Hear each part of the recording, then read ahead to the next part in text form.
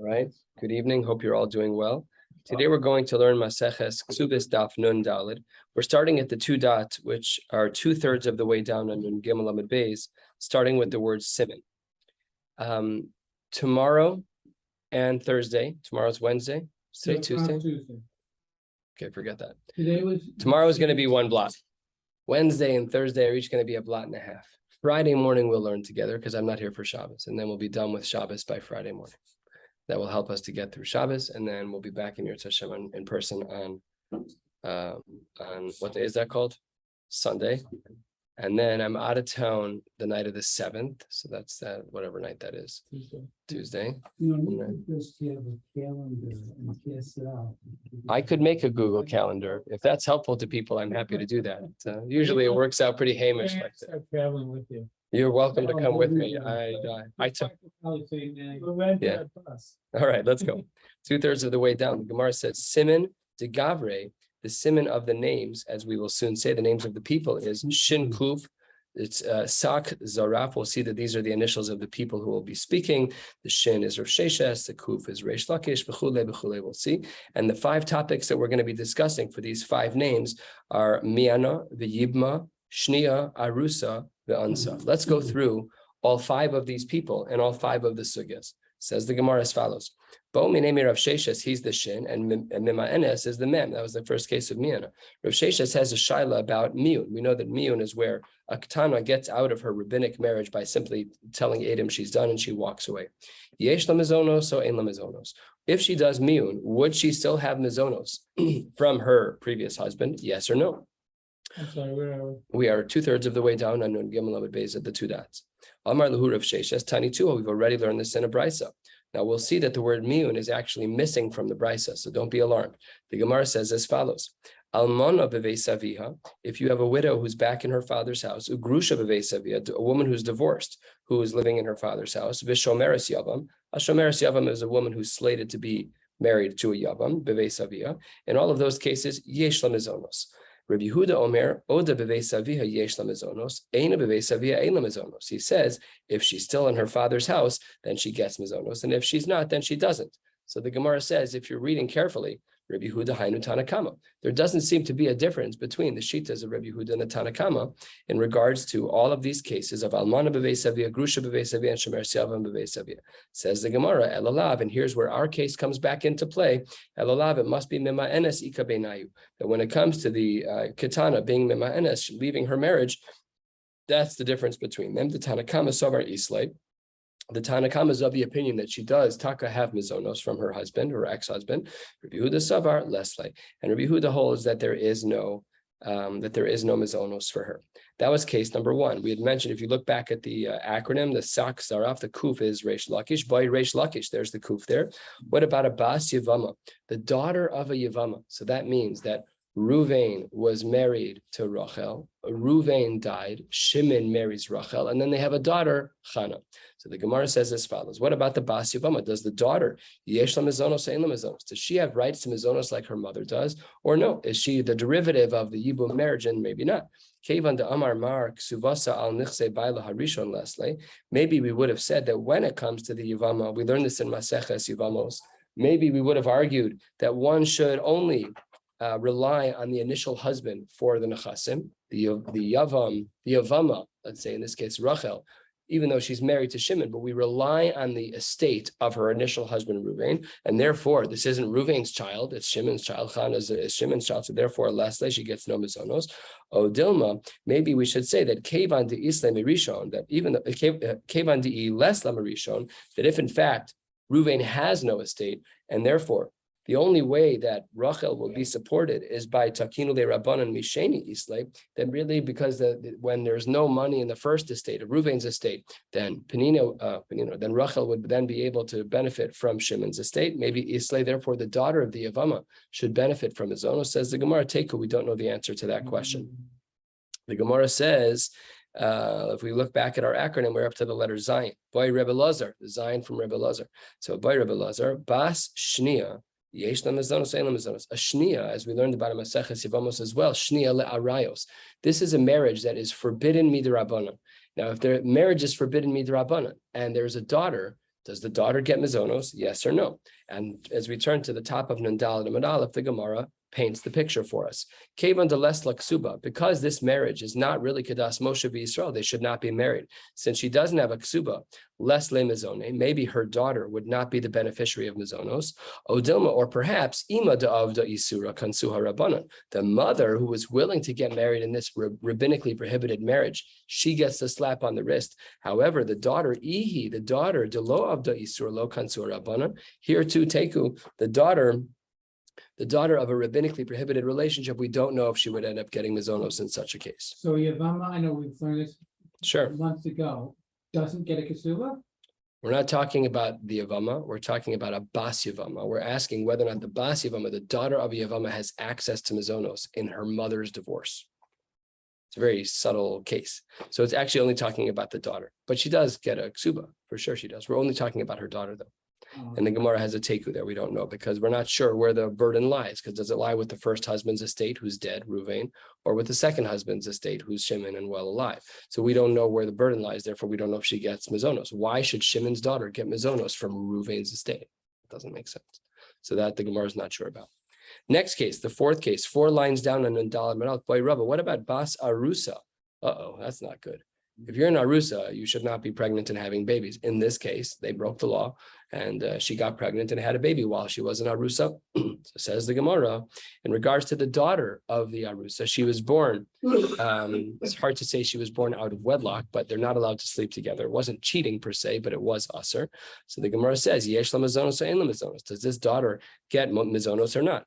Do we say, Kevan de Isla Ksuba, Isla, because there really is a ksuba for her mother, then isla there is for the daughter mizonos. Odilma, perhaps kevan de lo takinu rabbanon ksuba ad shas nisuin, that really the proper timing for a ksuba to be in play is at nisuin and not at erusin. Therefore, Leslie, the daughter should not benefit from the ksuba, from the mizonos. Says the Gemara here too. Teiko, we don't know the answer. The last and final case is the case of Rav Papa. Remember, we said the language of sak zaraf, or on the pay here by Rav Papa. He's the pay. Bas anusa. Let's say that there's a woman who's violated, and the woman who's violated has a girl. Yesh la mizonos, ein la mizonos. Does the daughter have access to the mizonos of the violator, of the rapist? Yes or no? Says the Gemara, Aliba de Rabbi Yossi, Rabbi Yehuda lo tiboilach. According to the sheet of Rabbi Yossi, Rabbi Yehuda, there's no shaila here at all. Of course, she would be the beneficiary. Da Amar yesh la ksuba mana. The mother actually has a ksuba of 100. It's automatic in the marriage. And kiti boilach, maybe we'd say that the only time there's a question about the bas anusa having access to mizonos is aliba de rabbanan. They hold da amre yotza kesef knasa b'ksubasa, that the money that the husband owes her in the form of a knas is really given over as the ksuba. So therefore, it's not really a ksuba. Mai, do we say kevan de les la ksuba, les la mizone? Because it's not really a proper, distinct 100 zuz. So therefore, les la mizone, the daughter of the anusa, doesn't have access to food. Odilma, or perhaps ksuba taima mai. What was the rationale behind the ksuba? And there the Gemara would have said many times over, we've learned this many times in Shas already, the whole rationale for a ksuba is kadesh lo tehei kala be'einav lahotzia, that it shouldn't be easy for the husband to divorce his wife. But here says the Gemara, but here in regards to the case of the anusa, he has to marry her and he's not allowed to divorce her. So then maybe we would have thought the halacha is different. We don't know the answer to this question either. Our Mishnah had said, at tehei yasva bevesi, if a husband has in his ksuba, the Mishnah was saying, really, if the husband doesn't say these cases, and then we'd said the halacha would still apply because it's not tonight bezdin. But here the Gemara says that if a wife outlives her husband, that she can benefit from the home. So says the Gemara, Tani Rav Yosef bevesi, he said the language of bevesi in my home, this precludes velo bevikasi. This doesn't include a hut or a very small house where she doesn't really have room to live in there. Aval mezone isla, even though she may not always have room to physically live in the house, but the halacha is that she can always be fed from the physical estate, from the financial estate.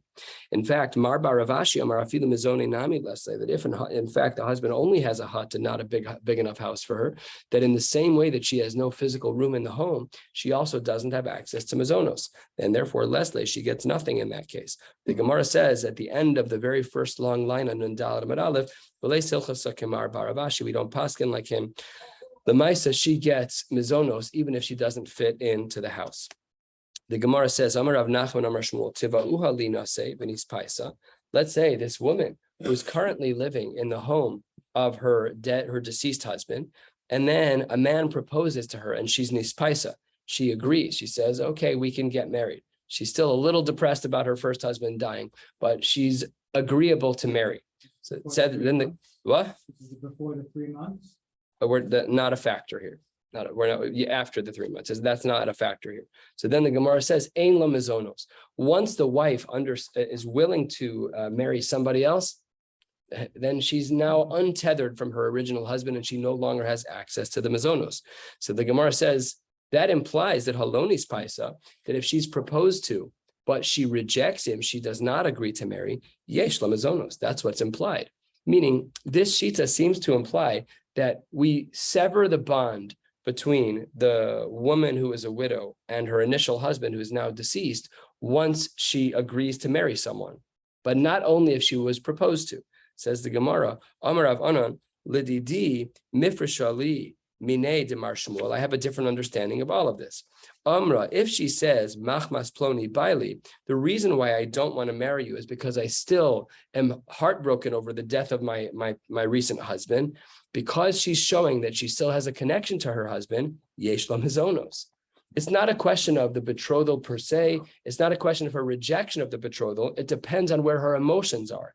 And if emotionally she says, machmas baili, I can't marry you because I'm still connected to my husband, then that maintains her rights of yesh la mizonos. However, machmas b'nei adam she'enan mehugan la, in theory, she's ready to remarry, but you're a jerk, so I don't want to marry you. It's not because of my emotions about the first husband. So there she's megala. She reveals that she's getting over, or she's over her husband. And then in such a case, ein la mizonos, she's willing to get married. Let's take more cases where we try to draw the line in regards to a woman's behavior and therefore whether or not she still has access to her deceased husband's estate. The Gemara says a third of the way down, 5 lines into the wide lines on Nundal and Manalaf, Amar Rav Chizda zinsa. What if she's mizana? She sleeps with someone. Now, she's not married to anybody right now. So it's not Eishes Ish. She's, kind of wallowing in her own sorrows over this year. Her husband died, and then she goes to sleep with another man. The Gemara says, Ein la mizonos. That's the sheet of Rav Chizda. However, Amar Rav Yosef, Kichla upirchasa, if in fact she starts to put on makeup and kind of deck herself out, night on the town with the girls, even if she just dresses up like that to make herself attractive, usually that's done at least in part to attract the opposite gender, then ein la mizonos. So machlokes, do we say that znus is going to be the line in the sand where we say now she's shown her feelings that she's over the first guy, the deceased guy, or is it getting all decked out with the makeup and the hair? Says the Gemara, that's a machlokes. And manda amar zinsa, the one who says that zinsa is the line in the sand where she now loses her access to mizonos from her deceased husband's estate, kol shekin kichlo pirchasa. All the more so if she puts makeup on, all the more so she's showing that she's interested in men. A little bit, I would not have thought that, right? That doesn't. Well, don't women want the beautification themselves just to feel that? The Gemara is not entertaining that right now. If you ask a woman nowadays why they dress up, they'll tell you because it makes me feel good. I agree with you. But the Gemara is assuming that if znus is a line, if she sleeps with a man, she no longer has access to the initial estate. And then the Gemara says all the more so if she puts on makeup. We would have thought it was the opposite, but it's not that way. Culturally, we would have made such an assumption. And manda amar kichla upirchasa, according to the one who says that the line in the sand is that she got all decked out, and therefore, because she put on all the makeup to look pretty, therefore she loses access to her husband's estate, her deceased husband's estate. Aval zinsa isla. But if she sleeps with another man, so then the Gemara says she does still have access to the mizonos. Why? My taima yetzer ansar. Her desire for Tashmish Amita was so strong that it was a Yetzer Hara. It was the makeup. Okay, you're like standing in front of the mirror, patiently putting on makeup. But if you have a Yetzer Hara for Tashmish Amita, very strong drive. So there, the Gemara says that's just a Yetzer Hara, and she's still allowed to benefit from her deceased husband's estate. Unbelievable. It's really crazy. Yeah. Basically, because with putting on the makeup, she was Yeah, there's no Yetzer Hara in the moment of putting on makeup. You just you're obviously prepping yourself for the courtship. So there, the Gemara says that's a Gilui Milsa of her desires, that she wants to go to the bar and look beautiful, or whatever the marketplace, whatever the meeting zone is, whatever it is. But the Yetzer Hara, that you meet someone and there's it can be a very, very quick escalation. So there, the Gemara just says that's the Yetzer Hara. Either way, in an anticlimactic fashion, the Gemara says, so we don't paskin like any of this. Allah is not like any of these statements. Ella ki hada amar Yehuda mar Shmuel. Here's the din. Hatovas ksubasa bebezdin. If a woman says, I just want to get my ksuba in bezdin, then ein lemizonos. And when she says, I just want my husband's payout, then she no longer has access to her deceased husband's estate. Says the Gemara below, is that really true? After all, the Brisa writes halfway down, if she sells the rights to her ksuba, umashkana ksubasa, or she gives up her ksuba as collateral, or asasa ksubasa aputiki la'acher, or she makes her ksuba a lien for another property, in those cases, ein lemizonos. Hani in, yes, in these cases, she loses her mizonos. Aval tovas, lo, it implies that the statement of Shmuel wasn't included in this Mishnah, in this Brisa, and therefore a woman who requests her ksuba should still maintain access to her deceased husband's estate. So says the Gemara, Hani, in regards to all of the items that are listed here in the Brisa of Machra ksubasa and Mishkana ksubasa and Asasa ksubasa aputiki la'acher, all of those Hani, bein bebezdin, bein shelo bebezdin. That's true whether or not she does that in court, anywhere. She could do the deal in the marketplace. In Jewel, she says, I'm going to give you 70 cents on the dollar for my ksuba. Then the din is that she's done with mizonos. However, when it comes to tovas, when a woman says, I would really like to have my full payout of the ksuba, then bebezdin in and shelo bebezdin lo. Then in bezdin, that okay, the halacha differentiates as to whether or not she's in bezdin. That's how the Gemara gets out of the pickle of these two contrasting statements. Fine. We had said at the end of our Mishnah yesterday, v'kach hayu anshe Yerushalayim, that the anshe Yerushalayim were of the opinion. If we look back on Nun Beis, Amud Beis, at the actual Mishnah there, it said kach hayu anshe Yerushalayim kosvin, that a woman is allowed to benefit from her dead husband's estate for the whole time that she lives there, and that it's a Tnai Bezdin. However, what was the contrasting opinion? Anshe Yehuda, they said a little bit differently. Anshe Yehuda says that the Yorshin are allowed to give her the ksuba and force her out. So instead of paying her 10 zuz a day for 1,000 days, they'd rather pay her 200 zuz right now and get her out of the house. It saves them money. So that's a machlokes. And the Gemara says, Itmar, Rav Amar halacha ka Anshe Yehuda. Rav says that the halacha is like Anshe Yehuda. In our Mishnah, the Anshe Yehuda were able to force the issue. They were able to tell this woman, their stepmother, let's say the boy's name is Reuven, Shimon, Levi, Yehuda, their father Yaakov died, and the stepmom, whatever the stepmother's name is, she's leeching on the family's fortune. So they say, here's your ksuba, go. So Anshe Yehuda, there you can force the issue. You can just pay out that issue. That's how Rav holds. Ushmuel Amar, no, halacha ka Anshe Galil. Fine. So that's the machlokas between them. Did I mix up the shitas there? I think I might have mixed up the shitas. Hold on. No, I did it correctly. Yeah. Okay. Anshe Yehuda say you can force the issue, and Anshe Galil say that you cannot. And Bavel, v'chol parvadha, Bavel and all of its local provinces, Nahu Kirav, they held like Rav, who held like Anshe Yehuda, that they can force her out. Narda v'chol parvadaha, Nahu Kishmu. That's a machlokas in practice. The different communities have different customs. Remember the Mishnah Maseches Psachim, that we have this idea called minhag hamakom, and one has to make sure that they're following minhag hamakom. When you're in a city, Ladugma, that women cover their legs, even in the summer, tights, whatever the case may be, then it's appropriate to do so. And if you live in a community where they don't, then there's no need to do so. Okay, so these are, you have to be able to follow the minhag hamakom. My son and I were, Alicia, when we were in Eretz Yisrael, we davened in a Sephardic shul, gorgeous Sephardic, French, Moroccan shul that was in the Katamon area. And we're well-trained, by and large, we're well-trained in our community. When they start Kaddish, everybody slowly gets up. Usually by Yehesh Mei Rabbah, most of the tzibur is up. So, but when you're in Rome, you have to do like the Romans. So we were in there, and they got up, they were saying Kaddish. My son Elisha is a well-trained Ben Torah. He starts standing up, and I gave him the little family whistle. And he looks at me, I'm like, take a seat. no one else was standing up in the shul. When in Rome, you have to do like the Romans. So here, that's what was going on here. In this case, you're allowed to force out the women because we hold like the Anshe Yehuda. But in other communities, like Shmuel, they held like the Anshe Galil, and then you weren't allowed to force them out. They were allowed to benefit from the state of the deceased husband as long as they wanted. So it's a machlokas. What happens if you have a husband from one and a wife from another? That's the case the Gemara presents right now, 2/3 of the way down. Ahibas Mechoza.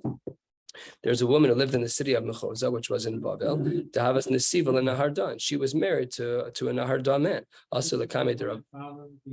Let's see what the Gemara says. Also, the Kamei de Rav Nachman. Rav Nachman was the Dayan, and when she started talking, Shama, he heard in her voice, Lekala de Bas Mechuza. He caught her accent. If you know people from the United States of America, you can hear a Southern drawl, and there are different kinds of Southern drawls. You've got the Texas Southern drawl. You've got my dad's home, well, not really your hometown, but where you grew up in Charleston, South Carolina. It's different. It's a different twang. In Kentucky, still a little bit, everyone's a little bit different. And if you can pick up on those, you know where people are from. Rav Nachman was a Baki B'davar. He heard the woman open her mouth. The woman opened her mouth, and all of a sudden he heard that she's a Bas Mechoza. So Amar Lahu, he paskened without even having any more dialogue. He heard the Shaila. He knew where she was from. Amar Lahu, Bavel v'chol par deva, nahu kirab. They're allowed to force her out. So then her lawyers pipe up. Amrule, they said to Rav Nachman, V'hala Nahardana Siva. She's married to a Nahardian man. What did Rav Nachman think? That both the husband and wife were from the same city? It's not true. The husband was from a different city. Oh, Michael's question. The husband's from a different city. And that means that she was allowed to stay and still continue to benefit from the deceased husband's estate. Says the Gemara, what are the city limits? The ad hecha naharda. Halachically, how do we define naharda? Because naharda is itself a location. But what if you're outside of that, one foot over the line? Right here on the other side of Howard, you're in Evanston. On this side of Howard, you're in Chicago. Which one is it? So how do we define Narda? So they didn't have the complexity that we have of the dotted lines on the maps. Says the Gemara, Ad hecha de sagi kabad Narda. For as long as people are using this particular measuring tool that was used in Narda, that's considered Narda. They didn't have properly drawn lines like we do. Fine. Itmar. What about an almana? The almana says that when she comes to collect her 100 zuz, Rav Omar Shamin Mashallah, because the husband supplied her with the clothing that she wears, we measure, we evaluate the clothing that she's wearing. Let's say that she's supposed to get 100 zuz. Her clothing is 10 zuz, so she only walks out with 90 zuz because she's wearing 10 zuz worth of clothing and jewelry. Ushmuel Amar, no, Ein Shamin Mashallah, the clothing is a separate line item, and she gets a full 100 zuz when she leaves Bezdin. Amar Rav Chia Bar Avin, V'chilufa B'lakit. The halacha is the opposite in regards to a lakit. A lakit is something similar to a live-in maid. In regards to the live-in maid, their shitas would switch, where Rav would say that whatever payment she gets, that is to exclude the clothing, and Shmuel would say to include the clothing. However, Rav Kahana Masni V'chein B'lakit, that really Rav and Shmuel hold the same way that they do in our case in regards to the case of lakit. Umanach Basimana, the Yasva V'armalta Shalach Upok, that when it comes to the Yasma, which in this case the Mefarshim explain is talking about the lakit, the live-in maid, the Armalta, a woman who's an almana, Shalach Upok, send them out and have them take off their clothes. Now, they don't literally have to return the clothes, but what the Gemara is saying is that we evaluate the clothes like Rav said, and then we deduct the value of the clothing that they're wearing from the total that they're due from their ksuba. So if they were deserving of a 100 zuz ksuba and their clothing and jewelry was worth 10, so they'd walk away with 90, according to Shitas Rav. Amar Rav Nachman, even though it seems that like we hold like the opinion of Shmuel, that the clothing are ignored in regards to the math calculations, even though the Mishnah seems to be like Shmuel, Lemaisa we paskin like Rav. How does the Mishnah look like Shmuel? It's not. The Mishnah says, someone who sanctifies, who makes holy that items, the properties he wants to give to the Beis HaMikdash, or someone who gives their own erech, they give their own erech into the Beis HaMikdash. Ein lo biksus ishto v'lo biksus bana. You cannot factor into the donations the clothing of the wife, the clothing of the children, v'lo b'tzeva shetzava lishman, or clothing that was specifically dyed for them, v'lo b'sandalim chadashim shelokach lishman, not even new sandals. Omar le Rav Nachman, I don't understand. Now that we have a Mari Mokom that seems to be very clearly like the sheets of Shmuel, it's such a strange thing. Yes, we know that this Mishnah looks a lot like Shmuel, but we're going to paskin not like Shmuel anyways. But why Shmuel's an Amora? If we have a Mishnah or a Brisa that's looking like Shmuel, why would we follow the sheets of Rav? The Mari Makomos have to align. We can't just break the rules. If the Brisa is like Shmuel, then let's paskin like Shmuel. Says the Gemara, because Amar le lechora k'Shmuel rahita. It seems that the Mishnah flows like the opinion of Shmuel. However, it's really not that way. Really, this brisa is actually like Rav Maitaima. What's the reason why? Because the Gemara gives a svara, 6 lines, 7 lines from the bottom of Nandal Amud Aleph. Ki akni la, when a husband gives his wife clothing, the reason he gives it to her is he gives it to her under the assumption that they're going to be staying together. If he knew that she was leaving tomorrow, he wasn't going to buy her a tennis bracelet. He's giving her gifts, he's giving her clothing, so for her to be part of the marriage, not for her to not be a part of the marriage. And therefore, he would never have the knowledge to give something to her so that she could then leave the marriage with them. So that's why the Gemara says that we paskin like Rav. And in turn, what we do is we reduce the ksuba by the clothing and jewelry that she's wearing. Says the Gemara, a story. Kalsa debei bar El Yashiv, the daughter-in-law of one of the sons of El Yashiv, of the family of Bar El Yashiv, have a kotava ksubasa miyasme. Her husband had died, and she went back to the family estate and said, listen, I was married to so-and-so, and he owes me a ksuba. So the Gemara says, have a kamamate lehu lebeidina. They brought her to Bezdin. And here was the brilliant ploy of the family. Amre, they said to her, Zilalan, it's a busha for us, Milsa. Zilalan Milsa, the tizli hachi, that you're walking around in your everyday clothes. Go get all decked out. Azla, she went, livashtinhu, she got all dressed up, ichastinu, she covered herself up, lakule mana, all the diamond jewelry, all the rings, the expensive silk and wool and linen, not wool and linen together. She's decked out at the most expensive dress she has in the house. The boys walk into the Bezdin and they're like, givaldik, because we know that the ksuba is always going to be reduced by the clothing that she's wearing. And that's exactly what happened. Asulakame de Ravina. Ravina was the dayan sitting on the other side of the table. Amar lahu hilchasa kavase de Rav. The halacha is that we paskin like Rav de Amar almona shamin mashaleh. That when it comes to an almona, the halacha is that we reduce from her ksuba that which she's wearing. Oh, your ksuba is 100, givaldik. How much were the earrings? 10 zuz. How much is the diamond ring? Another 10 zuz. How much is the dress? Another 10 zuz. And they itemize her clothing. You got the socks, they're not the cheap socks. They're merino wool. The shoes, 50 zuz. She has no money left over. And they played her. They played her perfectly. They made her get all dressed up. Is it yashar? Is it not yashar? I don't know. But that's what the Gemara says. This is the story. Is that only the stuff that you actually wear? From her husband. Yeah, it's what she's wearing. Shaman Masha, even though he's given her other things. That's everything. But it's what she's wearing. Shaman Masha. The reason we know that is because they told her to go change her clothes. And then she won't be able to. If it didn't matter what she was wearing and it was a question of the value of her walk-in closet, she wouldn't have had to change. It was whatever was on her body. Go get decked out. Remember, back in the day, when people used to fly, it was a suit and a tie. The women were in long gown. So we used to have a climate like that. Now, go fly in an airplane. Everyone's wearing yoga pants and oversized sweatshirts, rolled out of bed. Hopefully they brush their teeth if you're sitting next to them. And that's probably the extent you're going to get on an airplane. Nobody's wearing nice clothes. But back in the day, you go to court. Still now in England, they have the wigs. They're like, we've lost that chashivus in America, the regal kite. We've lost that. Is that a word? That's not a word. Regal? Yeah, it's not a word. But when you see like chashiva, you see like Ledugma, you see Rabbi Ephraim Twersky. He looks like a melech. He looks like a melech, but he's wearing on Shabbos. Gorgeous. We've lost that. We've lost that feel. Okay. Says the Gemara, Hahuda Amar Lahu Nadunya Libras. A man said on his deathbed that he wanted to give a Nadunya, a dowry, to his daughter. So he said that on January 1st, but the market flipped on February 1st. So it says the Gemara, Zal Nadunya, everything changed with the pricing of the Nadunya. Amar Avidi Baravin, Purna Liyasme. You have to give the benefits to the Yaso. Meaning if the value went down and he's like, oh, great, I'm going to give the same amount of money, but it's less painful for me.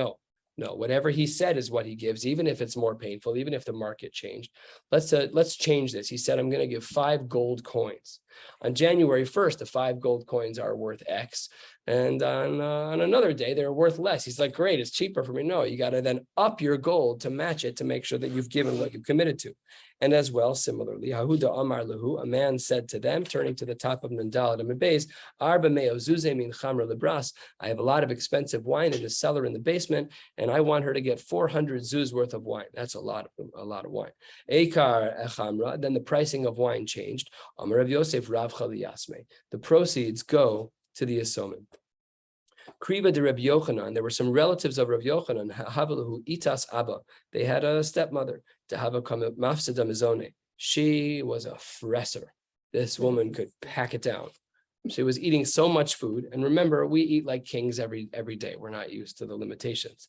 But like they tell the stories about Rabbi Chanan Wasserman, that when his kids when they had a drop of honey to put on the tip of their tongue, it was considered a good day. We buy honey by... we are not familiar with poverty. Even if we're broke, we still live relatively affluent, certainly relative to the past. This woman was eating enough food that it actually made a dent in what was going on in the family's estate. Asulakami de Rav Yochanan, and they wanted to find a way where they could offload this fresser from the estate. The woman couldn't stop eating. So it says the Gemara, Amar Lahu, Izilu, the Amru Le Le'avuchon, Diniyachid La'ar Lemizona. They should say that before he dies, he should dedicate 1 acre of property that should be hers for the sake of food. Also, the Kame de Reish Lakish, they then were talking with Reish Lakish and learning. Amar Lahu, Kol Shekain Shariba Lamizonos, you made a very big error. Now, all of the food that ever grows on this property can be hers and not yours. She may be a fresser, but you give her 1 acre of property. You know how much you can make in corn and soybeans? There's a lot of money to be had there. She could eat like a queen. So it says the Gemara, Amruleh, but I don't understand. Rav Yochanan lo Amar Hachi. That's not what Rav Yochanan said. Rav Yochanan was the one who gave us the idea. Amar Lahu, Reish Lakish wasn't having it. Reish Lakish said, Zilu Havula. Now you have to give it to her because you already committed the land. And if not, I'm going to take Rav Yochanan out of your ear. In other words, you're listening to him too much. He's wrong in this case, says Reish Lakish. So then they went back to Rav Yochanan. Also the comment of Rav Yochanan, my what's going on over here? Reish Lakish is saying the opposite of you, Amar Lahu. And he said back to them, I have a colleague, I have an equal who is not in agreement with me. Okay, he's saying he's saying a beautiful word. I can't tell you that he's wrong. Amar Rabbi Yabo, what's the explanation of Rav Yochanan's shita? The Dili Nifra Shali Minei Rav Yochanan. What was Rav Yochanan saying? Amar limizonos riba limizonos. If you say that this whole field is for mizonos, that she can constantly eat from it forever, all of its produce, so then, yeah, that's a problem. Then that's a big mess up. However, if it's Amar bimizonos, we're giving her land that's equal to what she's owed in food. 200 zuz, 100 zuz, then not all the proceeds forever. Then kotzatz lamizonos, then it's a fixed amount, and that's a better way to understand Rav Yochanan. Hadran alach nara baruch Hashem. We finished another parak of Maseches Kesubos. We should come back to this daf in 7.5 years. Let's get started with the next parak of parak Afal Pi. We'll be going to the top of Nun Hey Amud Aleph, about 5 lines down, and then we'll stop. The new Mishnah writes, middle of the page, even though we know that the basic structure of a ksuba is that a virgin would get 200 zuz, had the marriage fallen apart, and an almana would get 100. A person's allowed to add whatever they want. Yosef, no problem at all. That's referred to in halacha as tosefes ksuba. So we have the baseline of the ksuba, and then we have another line item of the ksuba called the tosefes ksuba.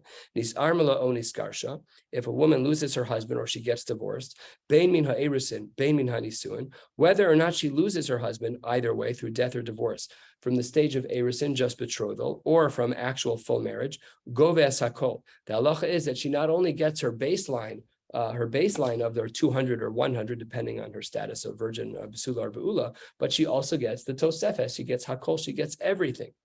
Rebbe Lazar ben Azariah Omer, only min ha'nisuin goves hakol. Only if they're fully married does she get both the basic 200/100 and the tosefes. But min ha'erusin, if it's min ha'erusin, if her marriage ended only after betrothal, then besula govim masayim v'almana mana. Then they only get the baseline of the 200 or 100. However, shelo kasav la ela almanas lakonsa. The only reason the husband would have added that extra money of the tosefes ksuba was in case they were actually married. Obviously, the husband wasn't intending on giving away all of this money without a marriage. They've never lived together. They weren't in the apartment for one day together.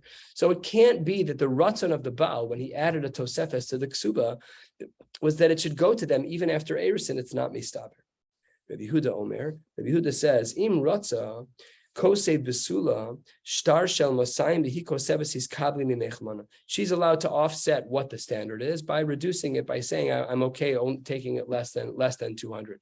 Let's say he says, I really want to marry you. I don't have enough money to keep you on the line for 200 zuz. She says, but I love you so much. We'll get married. He's kabli mimechamana. I'll offset your cost by 100 mutter. And the same will almana mana v'hi kosebes he's kabli mimechamishin zuz.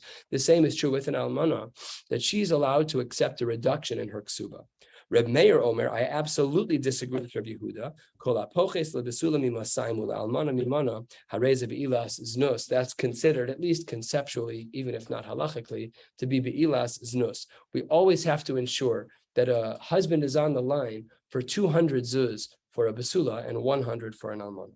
Says the Gemara, we had said in the beginning of our Mishnah, Pshita, that of course we should be able to be adding to a ksuba. Why do I need you to tell me that I'm allowed to add to a ksuba? Those are dvarim pshutim. Says the Gemara, Mao de tema kitzusa avdu rabbanon shelo levayish es misha einlo, that really there's a maximum cutoff. 200 zuz for one, 100 zuz for another. And the reason there's a maximum cutoff is because not everyone is such a gavra rabbah. And we don't want to come up with this scenario in the community where a very wealthy family X, he gave 200 zuz plus 1,000 zuz. He's such a rich guy. It's his prenuptial agreement effectively. But there's a guy down the block who could barely afford the 200 zuz. Maybe we didn't want to create socioeconomic divide in regards to the ksuba. Kamash Malan, that's not true. We don't care. A husband is allowed to add a tosefes ksuba at will, no problem at all. We had said im ratza lahosiv, and the Gemara makes a diuk. Why does it say im ratza lahosiv? It doesn't say ratza lichtov laloktani, to add in writing. We don't necessarily have to add it in pen. Says the Gemara, ela ratza lahosiv. Why didn't it say that it should be written? And why does it say that it should just be added? Why this subtlety of language? From here, the Gemara infers misayeh ale the Rabbi Ivo amar Rav Yanai. To amar Rabbi Ivo amar Rav Yanai, tanai ksuba kiksuba dami. The Tanai Ksuba, the Tosefes Ksuba, that which we're adding as a clause to the Ksuba is part and parcel of the Ksuba itself. It's not two line items. It's all one entity. So when there is a Tosefes Ksuba, the merging and blending of the fundamental 200, 100, plus the additional Tosefes Ksuba, they're one and the same. Nafkamina, says the Gemara, for the following 14 sugyas in halacha. We're only going to list the 14 now. I'll briefly describe them. We'll get into some of them as we continue learning in future days. What are the 14 nafkaminas? Lemocheres. If a woman sells her ksuba, she's not only selling the basics, she's also selling the tosefes. Lemocheles. If she's mocheles her ksuba, same thing. Lemoredes. If a woman is restricting her ksuba, is restricting her husband from tashmish amita, withholding tashmish as some type of onesh. So we give her like a per diem consequence to reduce her ksuba, even to the point that it's zero. But what are we reducing? Not only the basics of the ksuba, even the tosefes. Ulepogemes, a woman is going to argue her ksuba, she's also arguing on the tosefes. Uletovas, a woman says that she wants the family to pay her ksuba. The halacha is that she's being toveh on both. Uleoveres aladas, if a woman doesn't keep halacha properly, we'll learn about this later in the Masechta. She's teitze below ksuba, that includes even the tosefes. Lishvach, if there's an improvement in the cost, that's to her benefit in regards to the tosefes as well. Lishvu, in regards to her making a shvua, Rashi details what all of these cases are. The impacts there. Ulishviz, there can be an impact in regards to shviz on a ksuba, because Rashi says, what about shviz mishametes ksuba, is that impact the quality of the shtar if it's used as a lien. Ulekosev kol nechasav lebanav legabos mina karka. How does that play out in regards to giving things over to the kids? Umina ziboris, from lower quality properties. How does that impact the ksuba? All of this, and this last one as well. B'chol zman shehi b'vei savia, when she lives in her father's house. And lastly, uluchsuvas b'nin dichrin. If we were to add in the clause in the ksuba about b'nin dichrin, which we spoke about yesterday, which was a way to guarantee that a father who's marrying off his daughter to a family will give generously, because there's a way through ksubas b'nin dichrin to guarantee that the money will stay in the family if she were to have sons with this husband. even if she were to die. So the Gemara says these are the 14 nafkaminas as to why it is that our Mishnah said lehosi, that a person is adding and not writing lichtov. It's not a newly written clause, it's part and parcel of the Kesubos. We'll stop right here, 4 lines down, wishing you all a beautiful night.